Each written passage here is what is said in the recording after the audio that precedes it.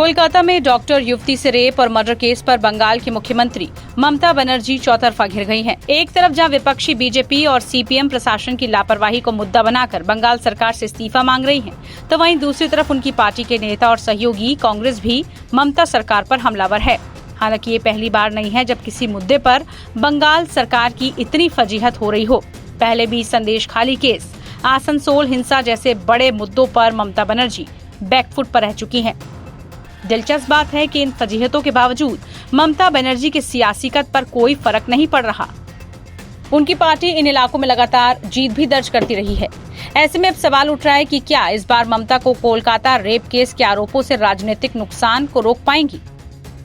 Mamata Banerjee Kolkata rape case को emotional track पर ले जाने की कोशिश कर रही हैं।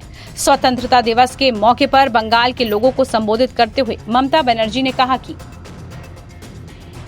मुझे गाली दो, लेकिन बंगाल को नहीं। घटना जब सामने आई तब हमने एक टीम बनाई जो 164 लोगों से इस मामले में पूछताछ कर चुकी है। पूरे 1 महीने की सीसीटीवी फुटेज खंगाला गया है। पुलिस ने 12 घंटे के भीतर हत्यारे को अरेस्ट भी कर लिया। इसके अलावा ममता ने आगे कहा, बताइए हमने जांच में कौन सी कमी रखी। मैं सीपीएम की तरह सरकार नहीं चलाती, किसी निर्दोष को जेल में नहीं डाल सकती। वहीं बांग्लादेश के मुद्दे का जिक्र करते हुए ममता बनर्जी ने कहा कि कुछ लोग इस मुद्दे के सहारे सत्ता छीनने की कोशिश में लगे हैं। उन्हें लग रहा है कि इस मुद्दे के जरिए सरकार को अस्थिर कर देंगे, लेकिन ऐसे लोग बंगाल में कामयाब नहीं हो पाएंगे, क्योंकि मैं लोगों के लिए राजनीति करती हूं। दरअसल कोलकाता महिला डॉक्टर रेप केस में इंसाफ की मांग को लेकर देश भर में विरोध प्रदर्शन हो रहा है, लेकिन इन आंदोलनों में टीएमसी नेता चुप्पी साधे हुए हैं। कोलकाता रेप केस अगर सामान्य घटना है तो फिर टीएमसी के नेता मुंह छुपाए क्यों घूम रहे हैं। आखिर कैसे अस्पताल में उपद्रवियों ने उत्पात मचा दिया, जिसके बाद बंगाल सरकार एक बार फिर से घिर गई।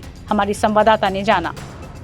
आरजीकर अस्पताल के सामने जो है हम पहुंचे। आप देखिए यहाँ पर पुलिस का जो है, यहाँ पर एक बाइक जो है वो तोड़ दी गई है, गाड़ियां तोड़ दी गई है पूरे कोलकाता शहर में, जहाँ एक तरफ साइलेंट मार्चेस चल रहे थे महिलाओं के, और यहाँ पर पुलिस की तरफ से टीयर गैस शेल्स को फायर किया जा रहा है। आप देखिए, कहा जा रहा है कि कुछ गुंडों ने यहाँ पर जो आरजीकर अस्पताल में चल रहा था प्रोटेस्ट, वहाँ घुसकर सबसे पहले तोड़फोड़ मचाई, इमरजेंसी विभाग में घुसे और साथ ही जो है बेड को तोड़ दिया, शीशे को तोड़ दिया, और यहाँ पर पुलिस घंटों तक जो है सिचुएशन को कंट्रोल करने की कोशिश करी, लेकिन बिल्कुल नाकाम रही पुलिस। आपको बताएं कैसे इस इतने बड़ी घटना के बाद जब एक महिला डॉक्टर के साथ रेप और उसकी हत्या कर दी जाती है, उसके बाद एक स्थानीय मॉब और जो गुंडे हैं वो घुसकर तोड़फोड़ मचाते हैं। घंटों तक जो है पुलिस अंदर घुस नहीं पाती है।